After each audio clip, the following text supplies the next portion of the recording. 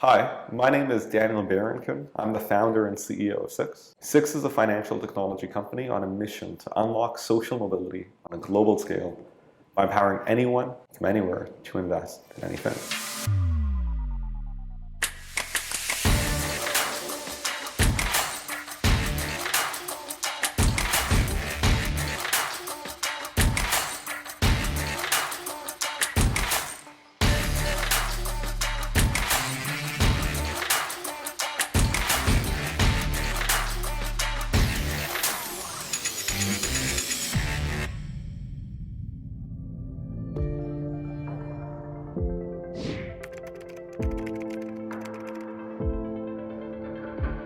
Investing is a skill-based game, and what that means is that you're able to look at the same information that everyone else has and evaluate an opportunity based on your own insights.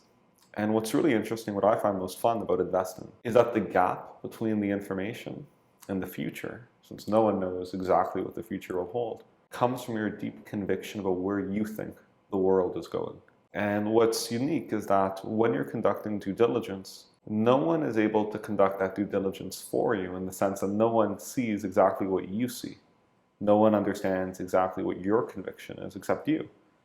And so to invest well, you need to develop your own convictions about where the world is going, and then be willing to put money and capital on the line to align that with the companies that you think will do most well in the world, that you foresee as the one that's materializing. And so there's no substitute for conducting your own due diligence. And that's why you ought to do it yourself, because then that way your investment decisions authentically represent you. And if you happen to be correct, you get rewarded from the market. If you happen to be wrong, you get penalized.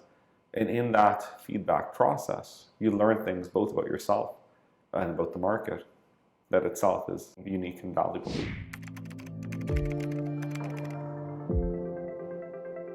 Start with the right mindset. I think that motivations for investments are often the wrong way to begin. So for example, some folks might want to make money really quickly. Others might want to invest because they want to purchase a house. Those motivations can lead you to start investing, but to be motivated to invest itself isn't sufficient. The correct motivation to invest is to want to understand and learn about the world.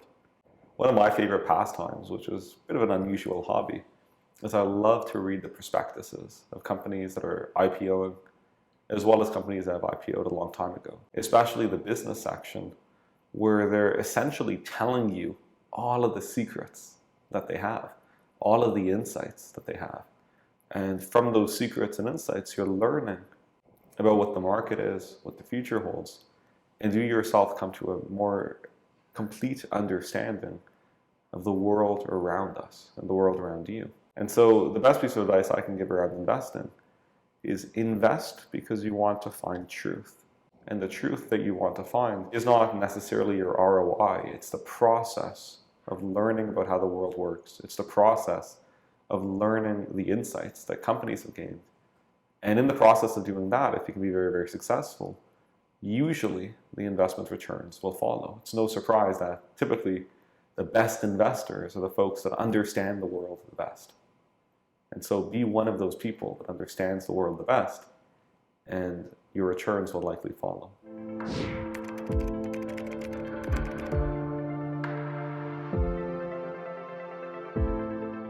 The industry that you can tolerate to be obsessed with.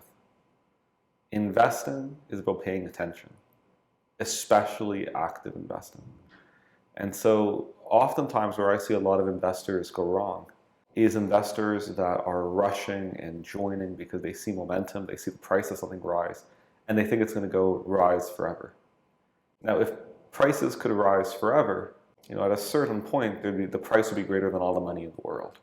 And so we know for sure prices can't rise forever. And so rather than following the momentum play, which I think is very seductive for a lot of early investors, especially if you make money on those early plays, instead follow your passion about what you're most interested in. Connect what you're most interested in with the companies that are navigating in this space. For me personally, I find that I love world affairs.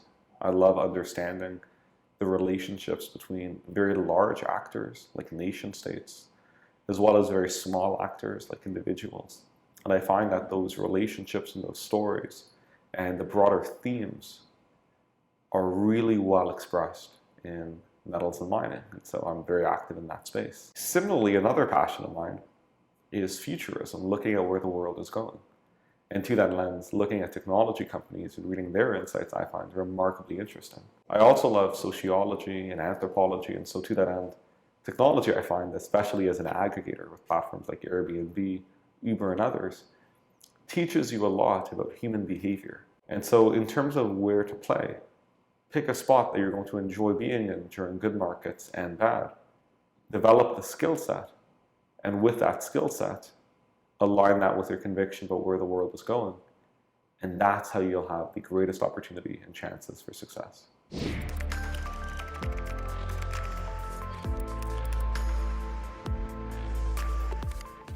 Inflation is the process by which your money becomes worth less. And so any capital that you have is depreciating in value, and the higher inflation is, the more quickly it depreciates. Now you can spend that money on restaurants, on television sets, on cars. All of these investments, by and large, either depreciates in value immediately or over time. And so when it comes to creating value, the only way your money can work for you is through the process of investing. That's it. You can't spend your way to riches. And in an inflationary environment, saving your way to riches is your money becoming worth less over time. So you can't save your way to riches either without constantly adding more and more into it. But then your money isn't working for you. You're just saving it and it's falling out. And so that's why you need to be investing. The question becomes, well, what do you invest in? And the answer is invest in your convictions, invest in your passions, and invest in the long run. Because understand and recognize the markets can be irrational for a lot longer than you can remain solvent. But what we know, looking at markets, is that over time, performance is there.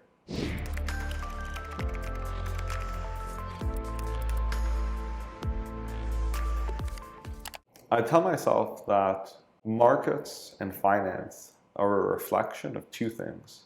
People trying to figure out what price is. What is the price of an apple? What is the price of something to trade? And gambling, where there's this constant speculation. And it's very emotion-based. And because there's only two actions that can be made in an investment, typically, you can buy something or you can sell something, and typically people are responding to the same news, there tends to be overreactions in one direction or in the other. And that can cause incredible swings in momentum. As a result, that makes it very tempting, especially for speculators and certain groups of investors, to invest simply by capturing the swings. Or if they know the markets are going to overreact in one direction or another, they want to jump into that in the hope that they can be at the bottom and get to the top and make money quickly. Avoid the urge at all cost to make money quick. Instead, focus on things that you think would be true over time, where even if you're on the losing side of a trade, you can keep it open long enough until there's either evidence that dissuades you of that conviction, whether it's you no longer believe in the company or you no longer believe in the broader story, or alternatively, you're able to hold on to it and benefit from when it becomes consistent with where you think the world is going, or when the price of the underlying asset reflects that, which can be a process over time.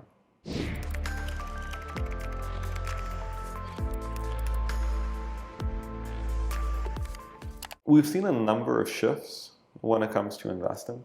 The shift that I'm most hopeful about and optimistic is greater and greater access by everyone, both as it comes to raising capital as well as it comes to investing it.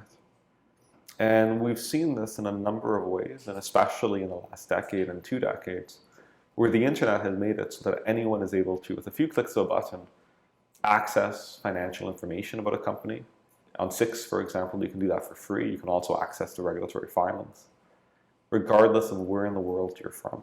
In addition to that, using multiple apps in different geographies and regions, you can actually purchase the underlying assets themselves and invest in the securities. We're seeing that democratization open up. And so looking at this trend, I believe in the future that given that talent is globally distributed and ideas can emerge from some of the unlikeliest places. When you combine that with a global universe of capital in one place, and people are able to present those ideas, they can raise that capital and ultimately execute on these ideas and make the entire world much, much better than it's ever been before. And so I'd say that the underlying trend is optimistic, where capital can flow into the places where it can do the most good.